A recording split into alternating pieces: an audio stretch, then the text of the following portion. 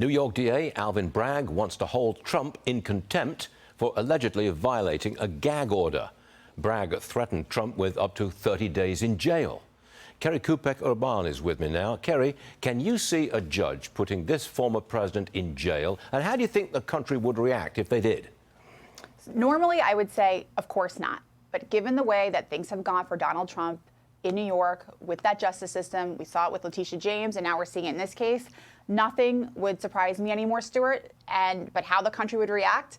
Terribly.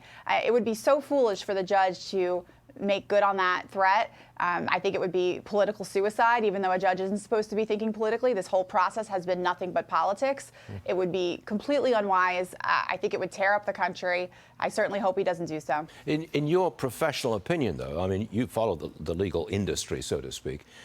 Do you think that Trump has violated the gag order to the point where jail time is deserved? Well, this is where it gets very tricky. The gag order in and of itself, I personally think is problematic because it applies to him talking about the witnesses. Okay, fine. And normally you apply gag orders because you're trying to prevent harm to a case that can't otherwise be undone. So this judge says, okay, we're going to slap this gag order against Trump because we don't want him talking about the witnesses because we guess, I think it's going to taint the jury pool. But the problem, Stuart, is then why wouldn't he do the same for Michael Cohen? Michael Cohen can do media interviews. Michael Cohen can go and talk on TV without being under the penalty of perjury, which is very important in this case because he can say whatever he wants without consequence. And so Donald Trump's argument is, I'm just trying to defend myself against someone who is a known liar, who has lied to the media, he's lied to the court, he's lied to Congress, and yet there seems to be no consequence, and I can't say anything. And it's just not fair. It doesn't have the appearance of fairness. That's correct, the point. And that's 100. Yes, and and I say this a lot. It's not that judges care just about getting the decisions right, which they all, of course, do. They are normally, and I know this from my time in the Court of Appeals of Virginia, also very concerned about the appearance of impartiality. Right. So one thing that's troubled me a lot about this case, specifically with this gag order, is the one-sided nature of it. The gag order against Trump, but not against Cohen, who again can say whatever he wants, and then Trump can't defend himself publicly. That's a very frustrating situation for a defendant to be in, no matter if you're Donald Trump or anyone else. I wonder if you can handle this one for me. The Supreme Court is reviewing the use of an obstruction law. They're reviewing it, that was used by federal prosecutors against those involved in January the 6th.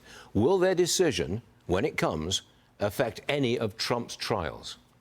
It could. This is a very interesting case.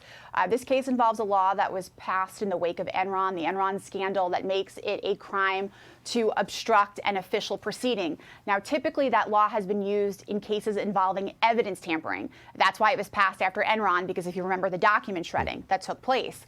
But what the Department of Justice has done has expanded the understanding of the statute to apply and use against January 6 defendants, saying that they were interfering in the certification of the election.